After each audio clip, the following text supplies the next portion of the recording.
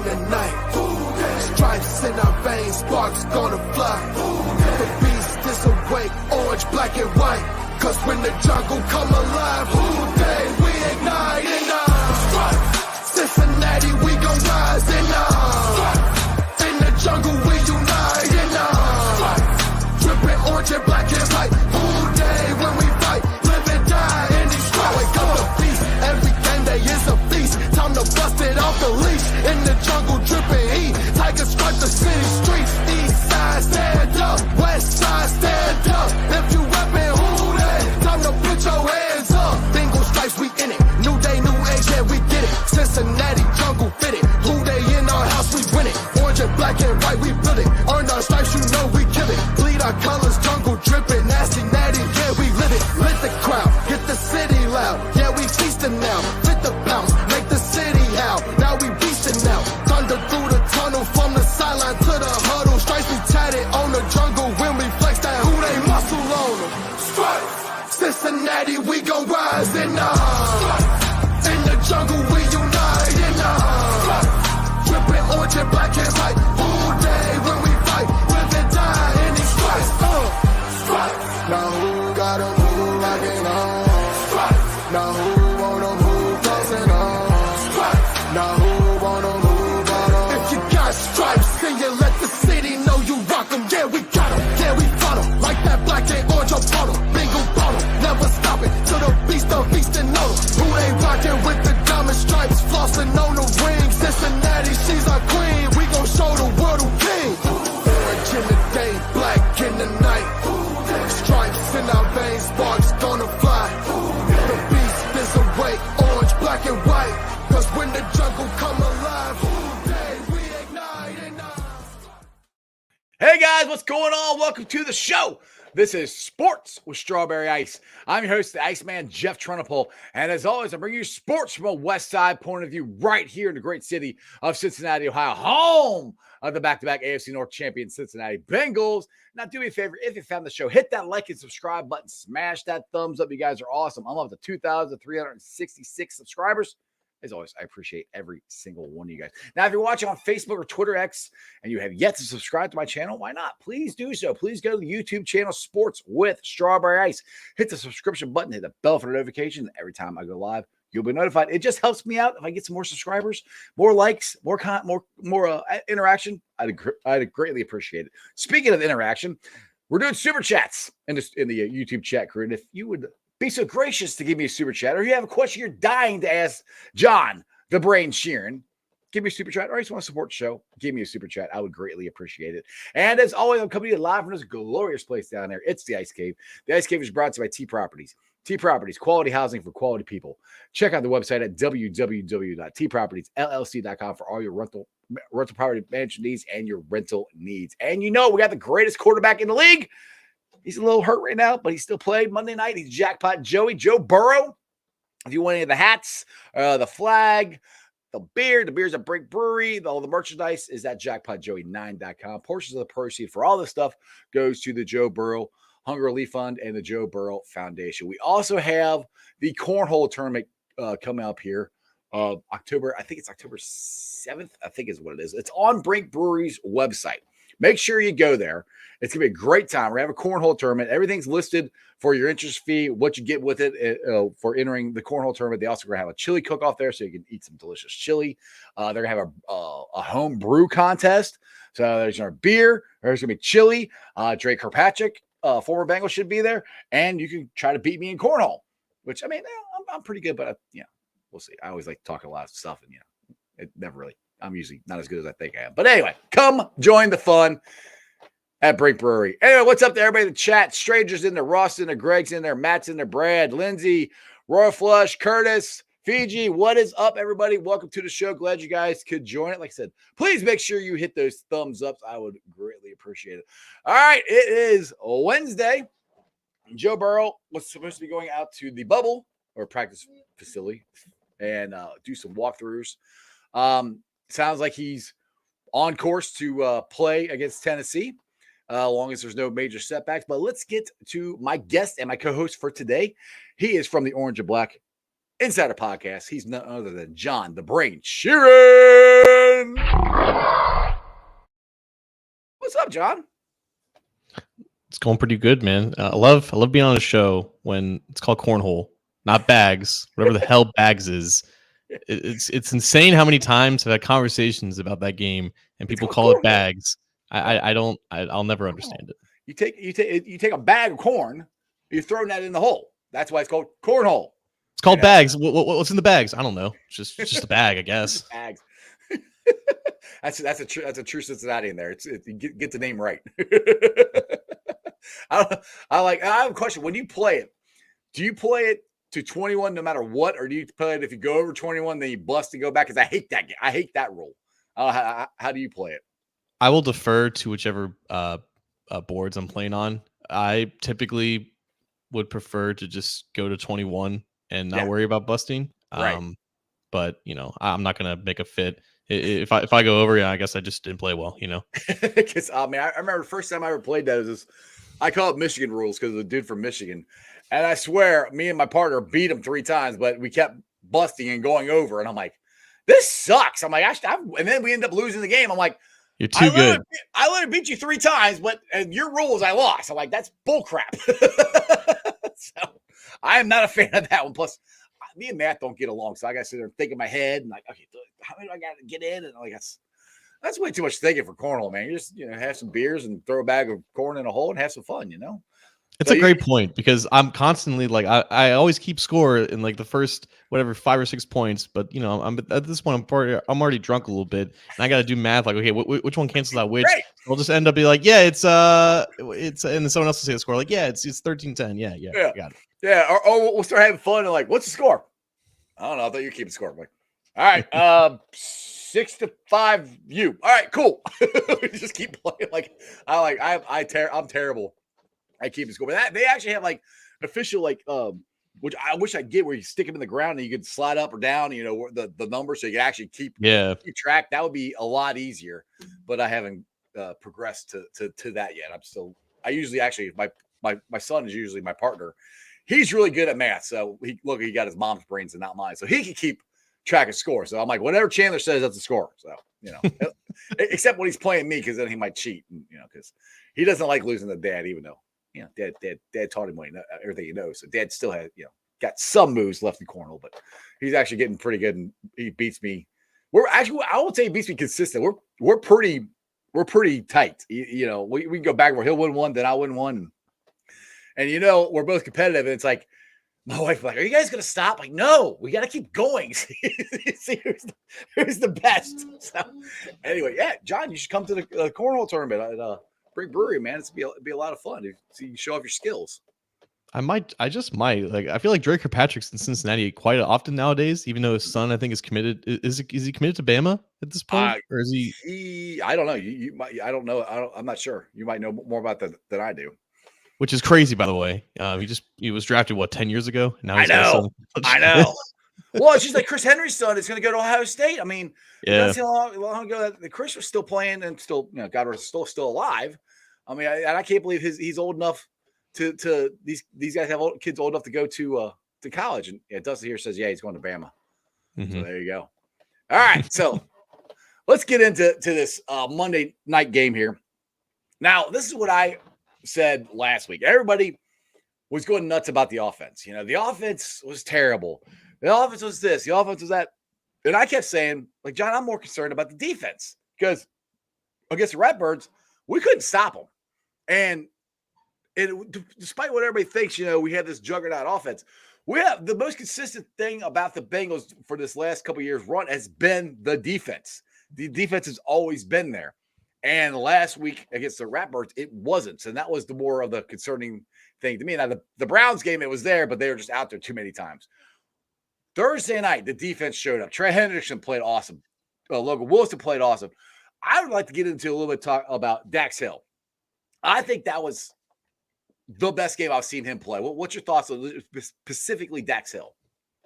Dax Hill really dominated the first half there. A sack, a couple tackles for loss. It wasn't until the second half when Trey Hendrickson started popping off. I don't know if that's when the Rams suffered their injury at left tackle and they just had a poor backup trying to face one of the best edge rushers in the league. But it was pretty much the exact game that you want Dax Hill to be playing right now because he's still young, he's still inexperienced, and those instincts cost him in coverage a couple times, and it did against the Rams. Like he was responsible for one of the biggest passing plays that the Bengals allowed on defense. But when he was close to the line of scrimmage, you saw the explosion, you saw the speed, and he was just kind of playing pretty freely out there. And that's what you want to see from your young guys who are getting significant playing time for the first time. And this was kind of the plan with having a Nick Scott who can patrol deep and having Jordan Battle who can rotate in.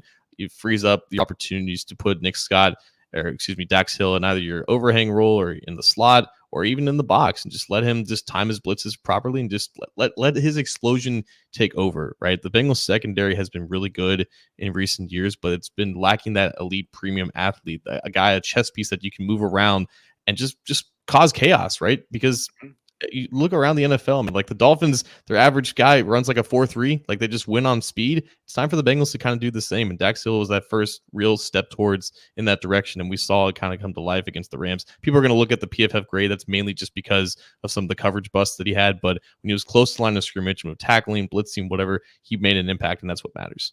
Yeah. And that the sack he had, he freaking drilled Stafford. I mean, he came off that blitz, off that edge, and was flying. And I know we're going to have the communication issues, and that's, to me, that's stuff that can be fixed. And the thing is, one thing about his speed, and we saw him make up, he has that makeup speed. When he messes up, he can catch up to him. And we saw that on display. Are you still worried about the communication with him and Scott and how quickly that can be fixed, do you think?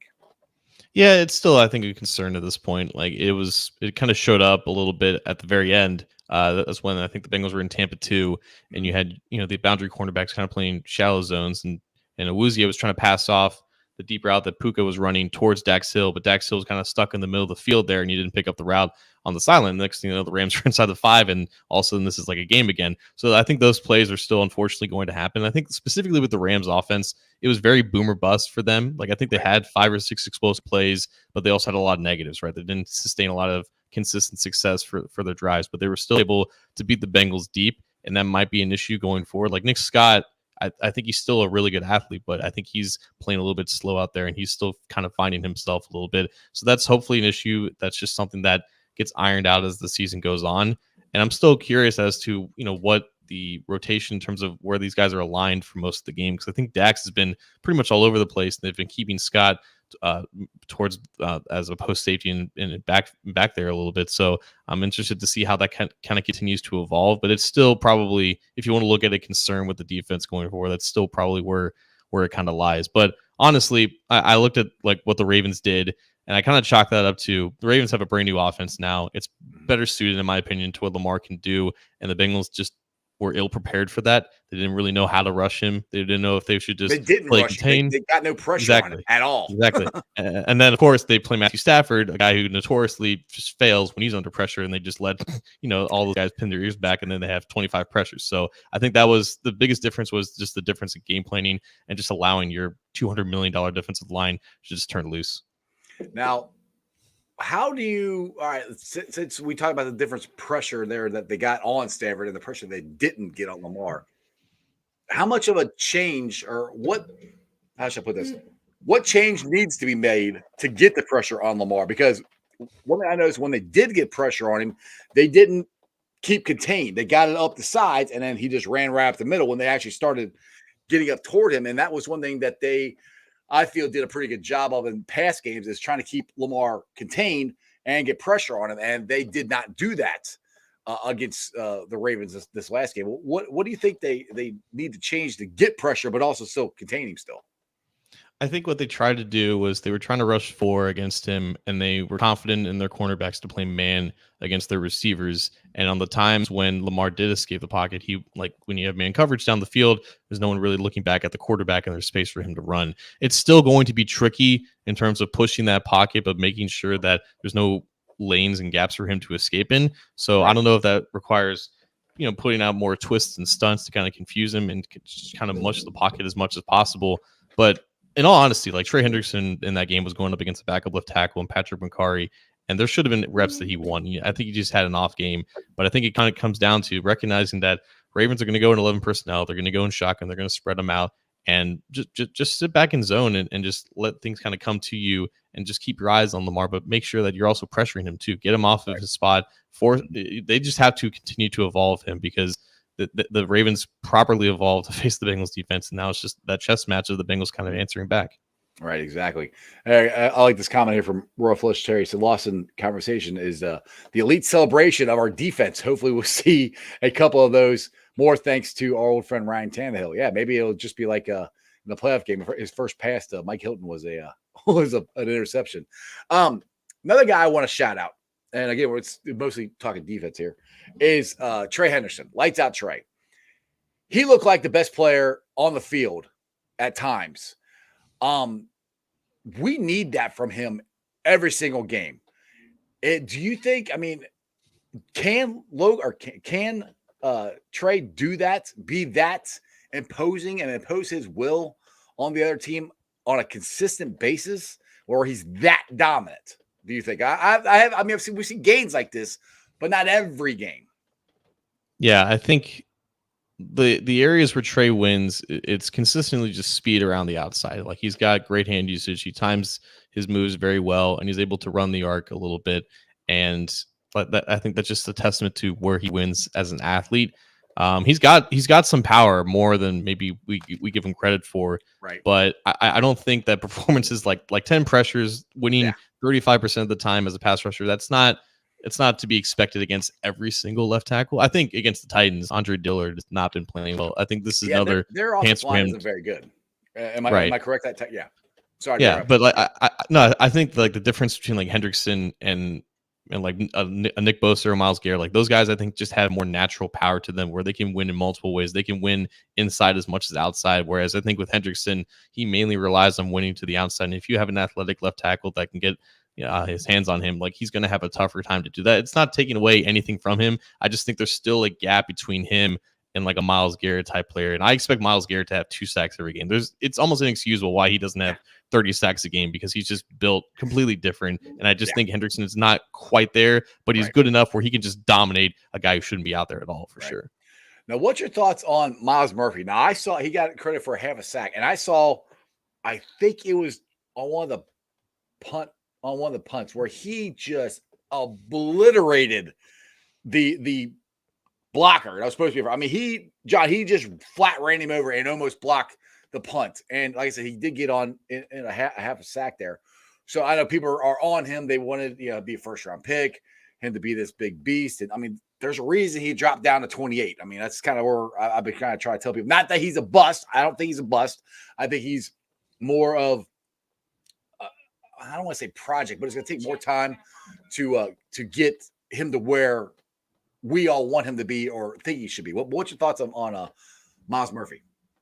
I think Murphy fully developed. I think can provide more of a power aspect to his game compared to Trey Hendrickson because he's extremely explosive. And you saw that like explosion is like converting speed to power, which is where you get him bulldozing blocks like that. Right. He's not there yet though. Like there's a lot of conditioning left to do. There's a lot of just development that needs to happen to occur over the offseason. It's hard for really guys to just hone their crafts during the season. Obviously reps definitely help and get him more comfortable with the timing and everything, but he was never really going to be there this year. And he may not even be there next year. Some of these things take time and some of these guys require like 3 years to fully develop into who they are. But I think down the road, Myles Murphy can be a solid power rusher because of how much reserve power and explosion that he has compared to a Trey Hendrickson. Murphy in comparison may never be the guy who can bend around the corner like Hendrickson can. He'll be different in that sense, and I think that's totally fine too. Like having power against left tackles, that's still a valuable thing. Like you can still rush to the inside, and hopefully that also requires just better hand usage as well. It requires better hand placement, and he's just not that. He's just not there yet. That's why he was only on the field, I think, 6 or 5 times this game, which is also interesting because Joseph Asai came back this game. He only played, I think, 5 snaps as well. So that was my next question. Right there. Yeah, they had a full stable of edges, but it was still Hendrickson and Hubbard with their usual heavy workload, which I think definitely needs to be managed as the season goes on because you want those guys fresh for December, January. Exactly. I was kind of surprised that Osai didn't get, as far as I know, he didn't get any reps at all, right? In the entire game. He got 5. Oh, he did get 5? Okay. He got Which 5. basically nothing. Yeah, I thought he would get more of that because I've said that with Murphy and Osai to hopefully give Trey Anderson and Sam Hubbard a rest, because I remember in the AFC Championship game, those guys were just spent this past year. They were done. And that taking less snaps from them now is going to benefit on into the future, and hopefully they're not as tired. But I mean, that's where I was excited about the quote unquote NASCAR package, having all 4 of them out there. I still think that's going to happen. It's just not going to happen as quickly as we all had thought or had hoped. Do you still think that's the plan, to have all 4 of them out there on certain packages? Because we haven't seen them yet because Osai hasn't played that much. Yeah, for sure. Once Osai gets his feet under him and they're more comfortable with his ankle, I'm sure he'll be sliding inside, or they'll slide Hubbard inside. Cam Sample, I think, also kind of deserves some credit as well. I think he had his best overall pass rushing game this game. He only played, I think, 16 snaps. He had 3 pressures, like a win rate of like 25% or so. So like that's important though, because they need someone else to step up. If Osai isn't ready to be that guy just yet, having performances like that from Cam Sample just makes the entire rotation better. Exactly. I loved it. My boy DJ Reader, love that dude. Got a sack. I don't know, like every kid says he didn't pressure the quarterback. He pressured him. How good is DJ for this defense? I love DJ. I mean, what more do you need to say? He can basically do it all. Like he's not Aaron Donald in terms of his quickness, but he's extremely powerful. And I think he's got a better repertoire of pass rushing moves than people give him credit for. And he doesn't always get a chance to use them, but I think he had like 22 pass rushing reps against the Rams. So like he was out there for a decent amount of their passing plays. And yeah, like that play was huge though, because he stepped out. And then it put them back from like the 3 to the 12-yard line, and it kind of flustered Stafford a little bit. And that play was interesting too, because the Rams only had like 3 routes in the end zone. So it was almost like a coverage sack. But I think Logan Wilson did a great job of looping around the line, kind of confusing the Rams center and guard. And then Reader took that moment and had like a nice little club move there. So he can pull moves out of his bag. It doesn't always happen extremely quick, but when he gets you beat, like it's hard to stop him at that point. Yeah, exactly. That's a big dude. Once he gets going and he's past you, good luck.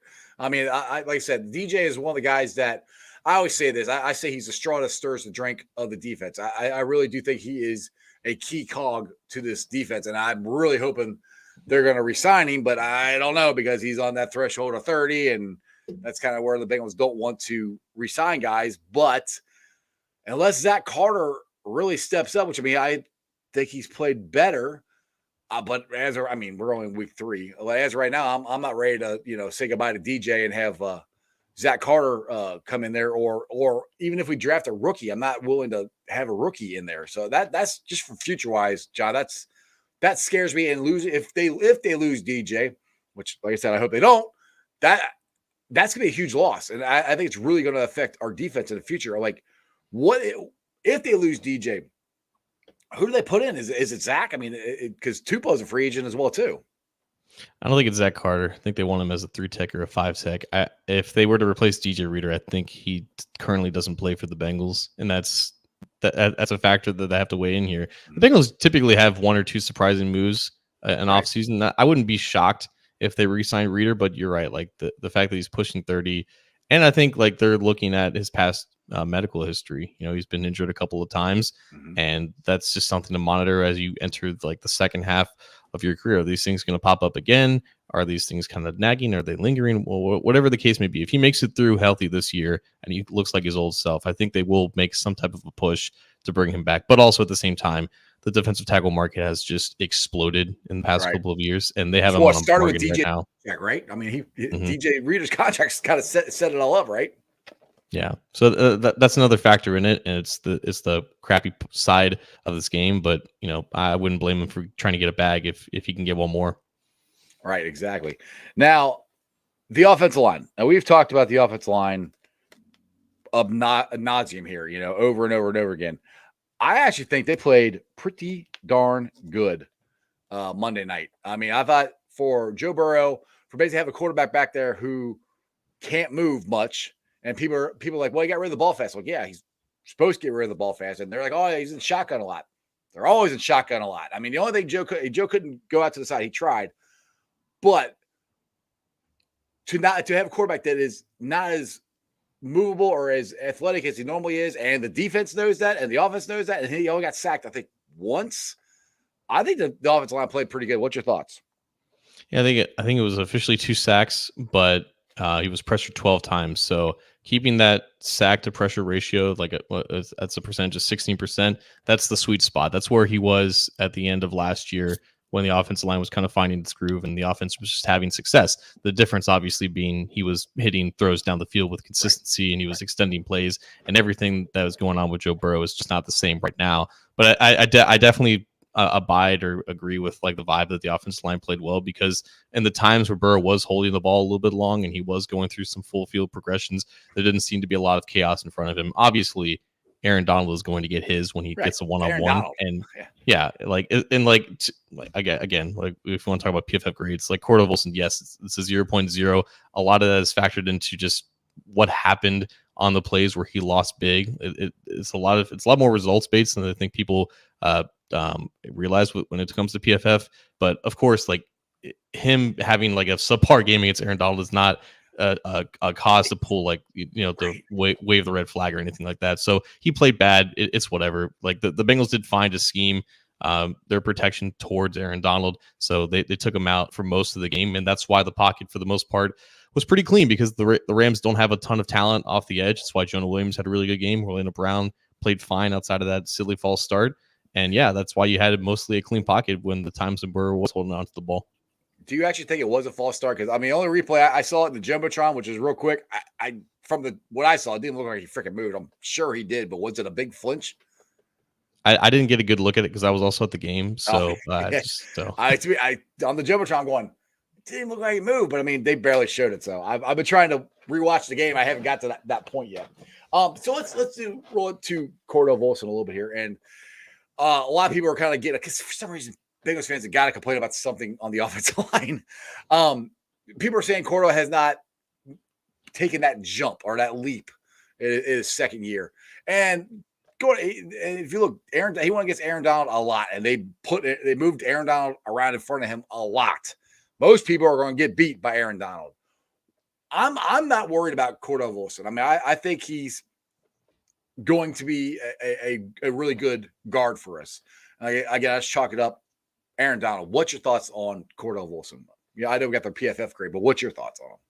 Yeah, it's still an expectation thing for me, because when Joe Mixon says he's a future Hall of Famer, and then Ted Karras says he's in the best shape of his life, and it's the second year jump for an offensive lineman, I think it put in a lot of people's minds that this guy is going to be all of a sudden above average, and he was barely average last year. Mm-hmm. So a jump from that would be a major success. Right now, he's just playing very below average, and you can chalk that up to matchups. You can chalk that up to just AFC North, defensive lines just being who they are. Whatever the case may be, I think the level that Volson's playing right now, I think it's going to get better as the year goes on.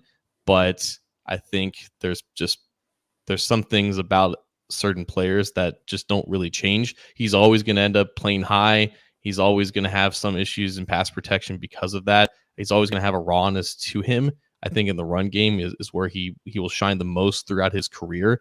But if he's just a serviceable pass protector, and I think he will be by the year's end, that'll be fine. But the expectations do need to be managed properly. And again, this is just looking forward into the future. If they have a chance to get a guy in there to compete with him, they should absolutely do that. Like I don't think he's ever going to be a player that you kind of build your offensive line around. He's always going to be in some way or shape or form expendable. Right. Well, I mean, and unfortunately, Bengals history, they don't spend money on guards. I mean, I know they did for Alex Cappa. That was the first one they've really ever spent any money on, so they typically don't. But one thing Royal Flush Cherry has it here, and it is concerning to me, is the RB2 spot. It's concerning that not a lot of people are talking about. Drew Sample can't be our third down option. I agree. See that movie made? Yeah, I did. I was impressed with it. But I don't know if that's our third down option back. I'm not sure I like that all the time. But Mixon carried the ball every time. I talked about this with Corey Dillon yesterday on the show, and I said, is that concerning? He said, for Mixon, no. But I mean, if Mixon gets hurt, I mean, Chase Brown didn't touch the ball. He was in there for pass blocking. Travion touched the ball once. we got to get somebody better in there, or these guys got to step up. I don't know. What's your thoughts on RB2? I don't know, man. Like last year, you had P Ryan kind of take over for Mixon when he was hurt, and then they kind of just continued having him in the rotation because he had value as a pass protector. I think for in pass blocking situations, Travion has been fine, and that may have been the biggest concern with that. In general, this running game is just very inconsistent, and I think that does start with the blocking. It does start with Mixon as well. Mixon, I think, is running hard. I think he's running fine, but as a unit, as a whole, it's just not been good enough to carry an offense when the passing game is doing as bad as it is. So I wasn't entirely sure what this rotation was going to be like. Chase Brown was active in this game, but he was only there on special teams, and he was the decoy on their one explosive play when Burrow faked the pitch to him. So, I think Chase Brown can do more. I don't know if it's just the Chris Evans situation unfolding again, where he's just not yet in that trust level with the coaching staff. And obviously Chris Evans had a good preseason, but we haven't really seen him carry the ball either. So I don't know if it's a trust thing. I don't know if they just want Mixon to get rolling early in the season. Whatever the case may be, I don't think you're going to see Mixon with like over 300 touches by the end of the season, though. I would like to see him with a 100-yard game at least once. That would be that would be nice. I keep thinking last two weeks, I keep thinking he's getting close. Now look, he's at like 60, 65 yards. Like, man, because there's a lot of them where he, gains 1 or 2 yards or gains none. So that's and then that goes to what you're saying, the consistency of the running game. But I mean, that's one thing I was kind of hoping. And it's still early. And this offensive line is still coming together. That I was hoping this with the offensive line that we have now to be the best one that Mixon's ever ran in front of, that he would get more consistent runs. And I think do you think that has a lot to do with the team, the offense still in general trying to gel? Because I don't care what anybody says, our offense starts off slow because we don't play them in preseason. I mean, I've come to that conclusion. That's the reason we don't get going until about November, I think. What's your thoughts on how we get the running game consistent? Doesn't help when, the quarterback doesn't practice with them during the preseason either. Right. I genuinely think that Burrow's injury just has a trickle-down effect with all of this because they're keeping him in shotgun or the pistol, and it's just making they're trying to just redo what the run game was last year when it was entirely out of shotgun and it was downhill. It worked last year for going 4 or 5 yards a pop, but they needed more explosive plays in both the run game and the passing game. And it's just really hard to do that when you're going in empty, when you're basically a college spread offense. Like, that doesn't work as well now that it's been introduced in the NFL already and defenses have tape on it. It's just tough to really open things up right now. And they needed to be more diversified with their offense in general. I know Burrow is not the most comfortable being under center, and the under center running game was terrible last year. In the start of the season, that's why they ran away from it. But I think a better offensive line would have made that more viable, and it would have condensed defenses a little bit more and would have created spacing towards the deep parts of the field where you can then unfold some play action. You can then get some rollouts, and you can do things that other teams are doing honestly, it is a copycat league, and a lot of teams are veering towards more, 2 tight ends or 2 running back looks, and they're just trying to condense teams a little bit more because defenses had this evolution of matching the speed for the receivers, and now offenses are countering by just kind of going a little bit more heavy, and the Bengals are still stuck in the spread type of offense because of what the quarterback can and can't do in terms of his mobility and everything. So I think that's definitely a part of why the run game is kind of stagnant right now, because it's kind of just a one-trick pony at this point. Right, exactly. Just to let everybody know, we're about 35 minutes into this is Sports with Strawberry Ice. My guest for today from the Orange and Black Insider podcast is John Sheeran, and he also writes for, I'll get this, for A to Z NFL. Is that the word? Yes, sir. All right, I got it right that time. I think I messed it up last time you were on here. So go check him out there. He's got a lot of great articles. And if you guys want to support, I got lots of comments in it, which I appreciate. Give me a super chat. It makes it a lot easier to find it. But let me go to Dustin here. He said, "Are you guys concerned about the NFL product? I'm not a guy who needs 45 points a game, but at least a functional offense. I know it's early, but scoring was down last year. My games are unwatchable." John, I think it's a lot to do with these offenses. Not all of them, but a lot of them don't play in the preseason. I mean, that's what I chalk it up to. What's your thoughts? It's part of it, maybe. General September is kind of a wacky month. That's why you get 70 to 20 games out of nowhere. Right. Yeah, no, that was ridiculous. I kept watching that score go up. I'm like, you've got to be kidding me. That's like a freaking video game. Yeah. definitely injuries to begin the season, soft tissue injuries, whether you want to chalk that up to guys not getting enough practice time or whatever the case may be, or it's turf fields, whatever the case may be. There's a lot of teams that are banged up right now coming out the gate. The Bengals with their quarterback are kind of no different in that regard. I still want to see how offenses continue to evolve in terms of just because defenses are not going to stop kind of playing soft in terms of just, we'll let you drive down the field 15, 16 plays at the time as long as we don't get beat over the top. There's only a couple of quarterbacks that are really just immune to that, and one of them is Patrick Mahomes. And the Bengals were on their way to getting to that point until what happened with Burrow happened. So obviously, I think as the season goes on, teams will start figuring it out. But yeah, like September in general is always, you kind of chalk it up to a lot of nonsense. That's that, I remember having that same question last year. It just these offenses don't start off too good because they don't play a lot of them, I think. All right, so let's get to the elephant in the room, and that is Jackpot Joey. He played last Monday. We all could tell that the legs bothering him. He was ginger on it. I think that had a lot to do with why his passes were off. It's his front leg. You can't drive it or however you want to say it. He's supposed to take all the reps in the walkthrough today, and I think Zach said it's day to day. Corey Dillon on the show yesterday, he said, hey, whatever they did last week, I do the same damn thing. What Corey Dillon said. That's from Dr. Dillon.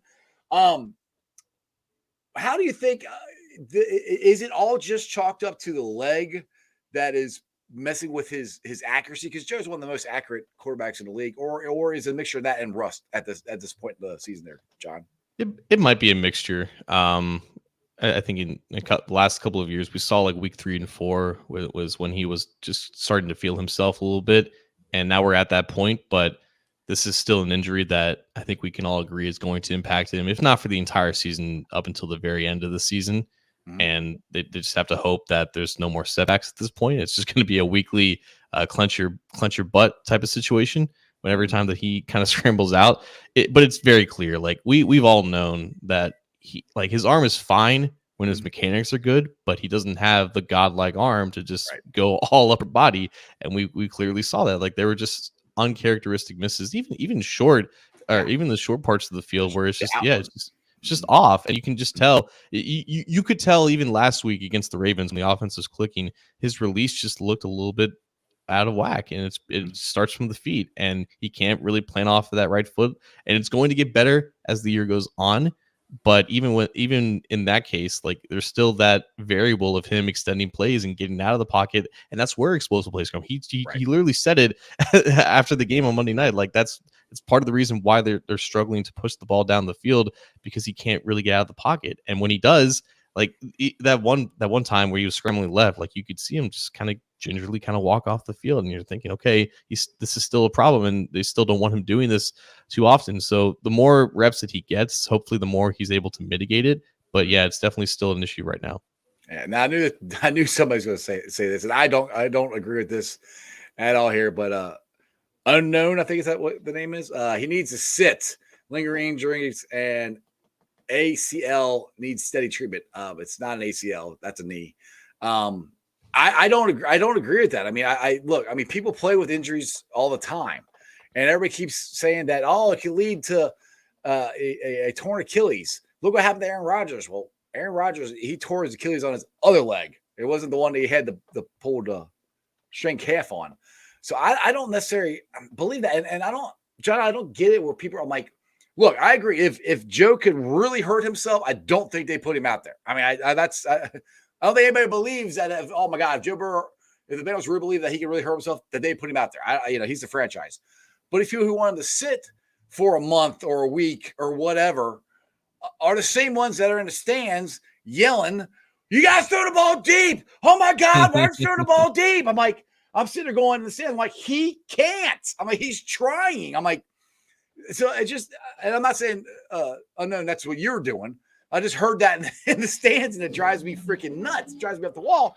And if Joe Burrow is not our quarterback, Jake Browning is, or AJ McCarron now, yeah, we're a very talented team, but the odds of us winning go down a lot. And that's shit. And everybody goes, well, that's because you need a better backup quarterback. 99.9% of the NFL teams lose their starting quarterback, have a very slim chance of winning next week. That's just the NFL. That's how important the quarterback position is. So are you on the side of Joe needs to sit, keep doing what we're doing? Where are you at on this whole Joe Burrow nursing injury, playing it, sitting? What do you got, John? It comes down to two things. If they determine with 100% certainty, or very close to it, that him sitting an extended period of time will get him back to 100%, I can support it in that sense. I just don't think that that's just the case at this point. If he was sitting for 6 weeks and rehabbing it constantly and practicing, and he still was clearly being hindered and bothered by it, I don't think sitting down until the bye is really going to make that big of a difference. Obviously, he'll feel better, but the risk of an aggravation or a retear or whatever the case may be, like that will still exist. I think that's just the nature of this injury. And like you said, if they determine with their best judgment that an offense led by Jake Browning, with his mobility, with his ability to at least move out of the pocket, if they believe that that gives them a better chance to win, then that's also a decision that they need to make. But clearly, I don't think they're in that mindset at this point. Obviously, Burrow was not good. It was the first time that they've ever won with him playing that bad. I think it was the first time they've ever won with him like an under 80 passer rating. It's the first time they won, I think, when they scored less than 20 points, which is still pretty crazy to me. But yeah, like what happened on Monday is not sustainable. So it needs to be better. Mm-hmm. And that comes down to just him playing better. And it's just hopefully just him fighting through this. Yeah, and I asked, I don't keep meaning to bring up Corey Dill, but I asked him yesterday, and he's a former NFL player. He's had to deal with these things. I said, is this an injury that you can get 100% or close to 100% during the season? And he felt like he can, with playing.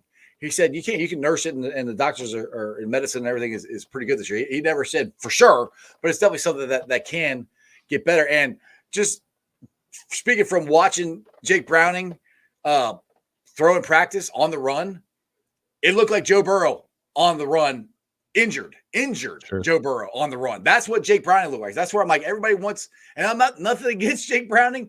I like him, but everybody's complaining about the way Joe threw it when he was, jogging or whatever. That's the way Jake throws it when he's healthy. So I mean, I don't think it would help anything. I mean, I don't know. I just don't get the whole thing of sitting him. It just, if he's not going to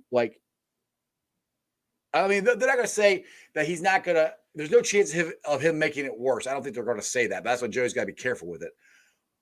But it's the season, man. And we're trying to win the Super Bowl. Like Joe said, he goes, we had to get this win. Joe knows the importance of being 1-2 and not 0-3. I mean, that's huge. I mean, it's hard enough already with the being 1-2. They did it again. They did it last year. They didn't want to do the same thing this year, but they are. And that's the position that they're in. Now, luckily, I think we got some winnable games here the next couple of weeks with going to Tennessee. Now let's roll into the Tennessee game here. And the Bengals have in the past have done a pretty good job of stopping King Henry. And we pretty much owned the Titans the last couple of years down in Tennessee. The fans come down there. We take the stadium over. I think it's going to happen again this year. Unfortunately, I'm not going to be able to make it down there. Do you see the Bengals dominating the Titans, or is this going to be more of a AFC North slug match because of the way Joe Burrow and its health is? It's feeling like a slug match, primarily because, the biggest reason why is because the Titans offense doesn't move anyone at this point. Like the Browns, extremely good defense. Like that defense is legit, but the Titans just look completely inept. And I've always been of the opinion that, yes, Derrick Henry is big and he's fast, but the narrative of him being like this power back that can fight through contact at the line, it's been proven false many a time whenever he plays the Bengals. That's not like it's saying like, the Bengals are soft or anything. Like the Bengals are really good against the run, but I don't know, man. Like the Titans have always been kind of like this false smash mouth team to me because of who Henry is. Like when he's in the open field and when he's accelerating like a freaking like a moose, right? Like he's 6'5", 250. He's really hard to bring down. Right. But them just pounding the ball at the middle against the Bengals defensive line against DJ Reader, that's never been a working strategy for them. So the Titans are going to have issues. Like Ryan Tannehill is Ryan Tannehill. He's going to give the Bengals chances to turn the game into the Bengals' favor. It comes down to, though, the Titans pass rush is better than the Rams. Like they have Jeffrey Simmons, who's there. They have better edges. They can collapse the pocket better. They did that against Burrow in the playoffs when they sacked him 9 times. and that was when Burrow was, able to move. So Burrow's probably going to get sacked more. The offense is going to have struggles to kind of overcome that. I think it's going to be another kind of low scoring, ugly game for sure. Well, the chat's blowing up telling us that Burrow's speaking now, so I'll have to check that out after after the show. See what he said. But Carol here says Joe sounded great, which is awesome. I'll have to watch the press conference and see how he's doing. Now, get back to King Henry. You talk about him running up the middle, and I always remember Mike Hilton, little tiny badass Mike Hilton, blew him up a couple times in the hole, or not in the hole, but coming around the edge and took him down. So that's where I'm like, everything. I agree with what you're saying. They're not this smash mouth, run up the gut team. I mean, the Bengals have consistently stopped him.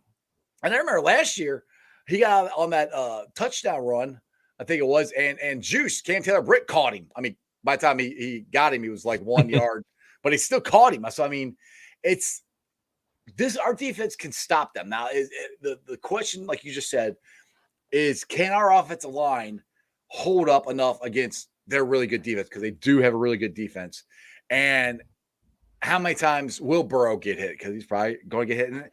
And John, I have a question about this too. Sometimes I feel Bengals fans feel that Joe Burrow should never get hit. Like, and I'm like, it's NFL football. Their quarterbacks are going to get hit. You're like, oh my God, he got hit 5 times. I'm like, 5 times is good. I mean, that's great. I mean, do you feel like Bengals fans' expectations as far as how the offensive line should play? Because we've had such bad offensive lines for so long, people forget what a good offensive line actually looks like. I mean, Burrow's going to get hit. They're going to get beat. Those guys on the other side of the line are paid to beat our guys, and they get paid well to do it. I mean, do you think the expectations for the offensive line sometimes is too high for Bengals fans? It's always going to be the case, because it's the only part of the team that gets judged on their losses instead of their wins. So naturally, it's always going to be viewed in that light. The thing with Burrow is, yes, he's had some injuries, one of them being extremely unfortunate.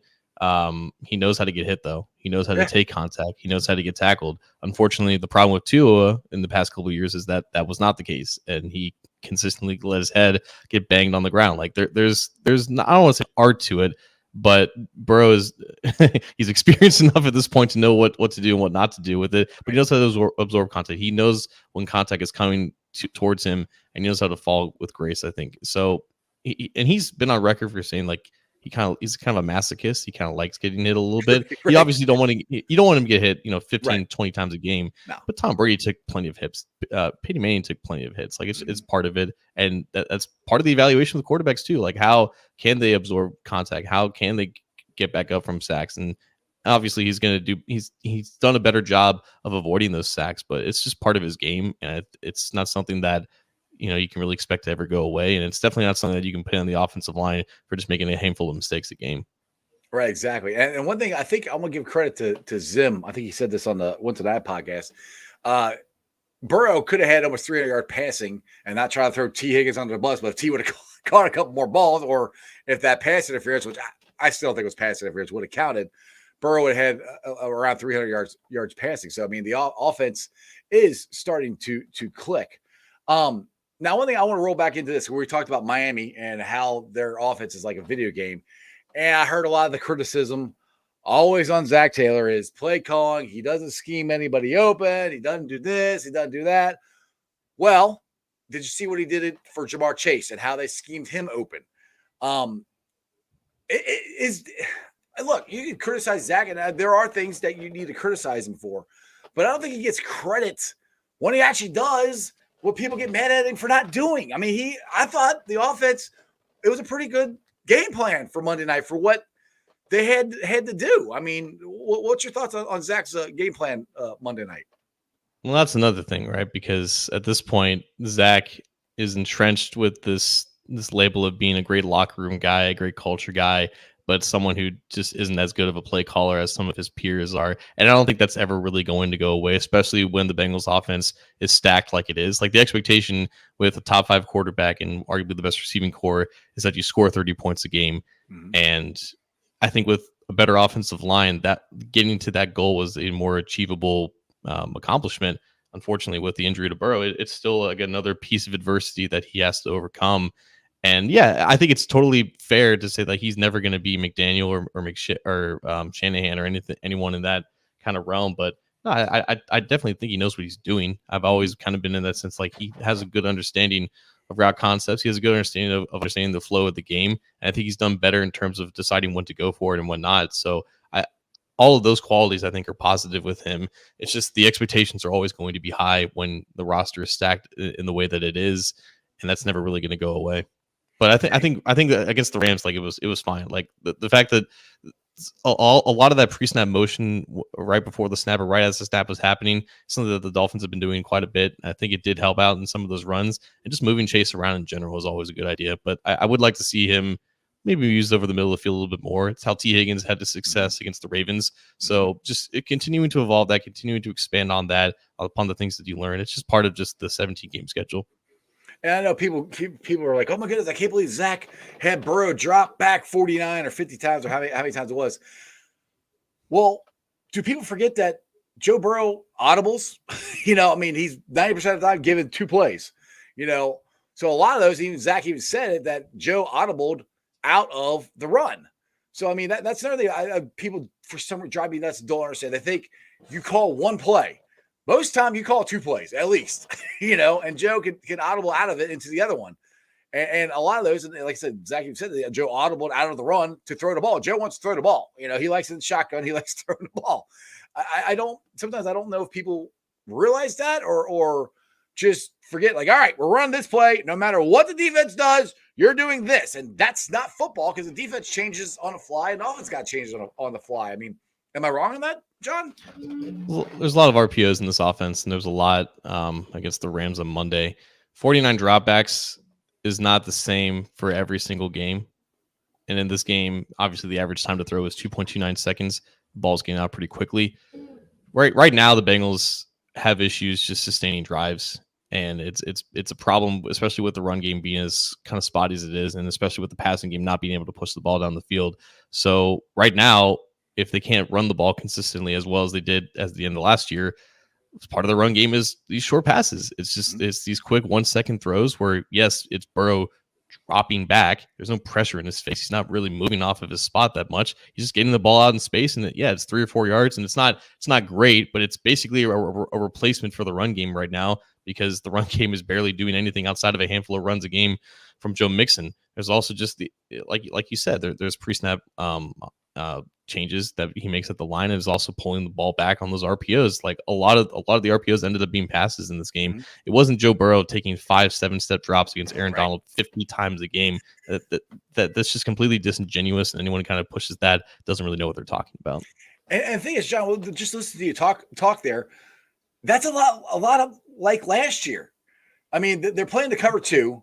They're not giving us the deep shots. They're giving us the underneath stuff. And I remember people got upset last year. We're not taking the ball deep. Well, the defenses are playing back. And what happened halfway through the season, the safety started coming up, because it kept dinking and dunking and going all the way down the field and scoring, that deep shot started happening. And I feel it's the same. People said that, when we started 0-2, it's so much different last year. I'm like, dude, for me, it was the same freaking thing. We started 0-2. Our offense didn't look so good. Joe's coming back from an injury. I mean, the only difference is 0-2 in the division, but we were 0-3 in the division last year to start off the season. So, I mean, everything, and I'm not saying we're going to go, I mean, I'm tongue-in-cheek, I'm saying we're going to go 15-2. We're going to win the rest of the games. I mean, I hope to God we do. We won a 10-game winning streak last year. So, I mean, it's not out of the realm of possibility. They could do that. But it's so much like last year. I mean, do you feel that, John, or am I grasping at straws? Yeah, it just sucks because I just don't know. We just don't know how long he's going to have to deal with these mobility issues. That is the difference. Yeah, I will give you that. Yeah. So I genuinely think that if he didn't get hurt, they would have started faster this year. And it's probably the same with last year with the appendectomy. But even still, like they were just completely disjointed with their running and passing game. They're more in sync now, and I think they had a better plan going into this year, and just got disrupted with what he can and can't do. So it's similar in terms of like defenses are just kind of staying in these two high shells, and they're playing off coverage, and they're not giving Chase or Higgins one-on-ones down the sideline. And it's like every time, like I was watching the safeties for the Rams, like in that game, and like the first time I saw it was a single high, Joe immediately went down to the sideline because like they'll just jump at any chance that they can get at a stretch in the field like that, and it's tough to live like that when you don't get that many opportunities. Like other teams are able to find deep spacing down the field despite what defenses are doing, and it's just tough. Like the Bengals are just kind of handicapped right now. Well, they'll get there. Like I said, a lot of that has to do with Joe's injury. I mean, I hate to keep beating a dead horse, but it is. If you watch the way he is throwing the ball, and you said he doesn't have the bionic arm, he has to have his mechanics in check, and they're not right now because of the injury. Either way, I think we're going down to Tennessee. I think it's going to be a close game. I think we're going to win. We're going to come out 2-0. John, I appreciate you coming on. Tell everybody where they can find you, read you, listen to you, anything you want to plug before I let you go, buddy. A to Z sports.com/Cincinnati and the Orange Black Insider Bengals podcast on YouTube. Check me out there. You and the Godfather Enrique Zenza. Mm-hmm. I appreciate you, John. Take it easy, man. Hooday. Thanks. All right, guys, go check out John at A to Z NFL and the Orange and Black Insider podcast. I always appreciate him coming on the show. He has a lot of insight and information for us. I will go here and get off and go watch the Reds. Hopefully beat the Indians again. If you guys ever listen to Cincy 360 here in Cincinnati, they do a talkback session. And I go on there and do my talkbacks a lot, mostly trying to get Tony Pike to come on the show. I've kind of halfway given up on that. I don't know if Tony's going to come on or not. But my talkback today was that I think the Reds are going to win the next 5 in a row, go to the playoffs, because what I saw last night from that team was what I saw from this team in June, July, when they were in every single game. No matter what the score was, they got a hit. They made a play. Ellie De La Cruz, 2 homers, scored from second, I think. He looks like he's back. If this offense is clicking like it can, we got shot of winning at least 4 out of the last 5 games. Worst case scenario, you got to do that to get into this playoffs, I think. Now, the White Sox didn't do us any good. They didn't help us out at all. They got beat by the Diamondbacks. But I still have faith. I still think the Reds can do it. What they're going to do in the playoffs, I don't know. But either way, I'm still into the Reds. I'm going to watch them. It's been so much fun watching them this season compared to last year. Last year was so bad.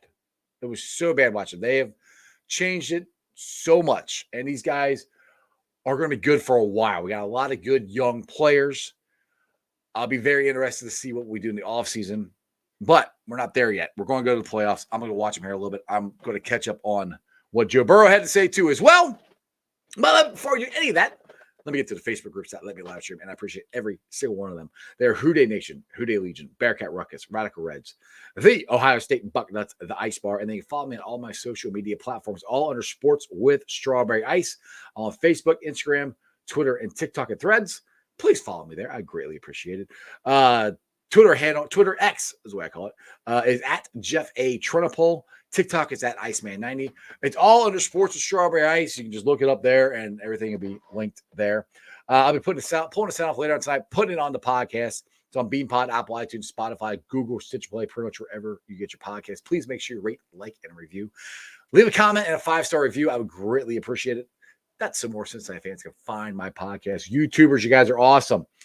Keep spreading the word. I'm at 2,366 subscribers. Please hit those thumbs up. Please, if you're watching on Facebook or Twitter, please go to the YouTube channel, watch it there, try to get my views up. I greatly appreciate it. Tell your friends, say their names about Sports Strawberry Ice. Again, One for you guys. I won't be able to do any of this stuff. Tomorrow, I got Neil, don't I? We're talking Bearcats tomorrow. I got to check my calendar here. Tomorrow. Yeah. Oh, no. Yes. Tomorrow's Thursday, right? Yes. Neil Myers will be joining the show. We'll be talking UC football, UC basketball, mostly football. Sucks that the game is on at like 10:30 Friday night. So I don't even know. I got to work Saturday morning. So either I'm going to get no sleep at all and stay up and watch it, or I'm not going to make it to halftime or whatever. I'm going to watch some of it. That's for daggone sure.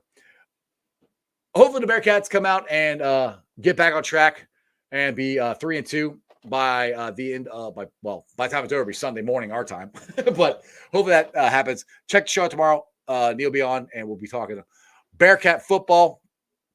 And other than that, you guys have a wonderful day. Go sign up for the Jackpot Joey Cornhole Tournament. It's at Brick Brewery. You guys have a wonderful day. That's just sports, baby. See ya!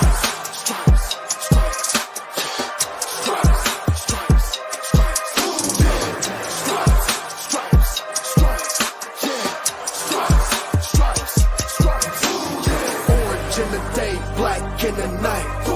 Stripes in our veins, sparks gonna fly. The beast is awake, orange, black, and white. Cause when the jungle come alive, who day we ignite and Cincinnati, we gon' rise and in the jungle we unite and dripping orange and black and white. Who day when we fight, live and die in these stripes. Wake up the beast, every day is a feast. Time to bust it off the leash. In the jungle dripping heat, tigers stripe the city streets. East side stand up, west side stand up. If you reppin' who day, time to put your hands up. Bengals stripes, we in it. New day, new age, yeah, we get it. Cincinnati jungle fit it. Who day in our house, we win it. Orange and black and white, we build it. Earn our stripes, you know we kill it. Bleed our colors, jungle dripping, nasty, natty, yeah, we live it. Lit the crowd, get the city loud. Yeah, we feasting now. Fit the pounds, make the city howl. Now we beastin' now. Thunder through the tunnel, from the sideline to the huddle. Stripes we tatted on the jungle when we flex that who they muscle on them. Stripes, Cincinnati, we gon' rise and in the jungle we unite and dripping orange and black and white. All day when we fight, live and die in these stripes. Stripes. Now who gotta move like it on? Stripes. Now who wanna move closing on? Stripes. Now who wanna move on? If you got stripes, then you let the city know you rock 'em. Yeah, we got 'em. Yeah, we fought 'em. Like that black and orange on bottle. Bingo bottle. Never stop it. To the beast and know who they rockin' with the diamond stripes. Flossing on the ring. Cincinnati, she's our queen. We gon' show the world who king. Orange in the day, black in the night. Stripes in our veins, sparks gonna fly. The beast is awake, orange, black, and white. Cause when the jungle come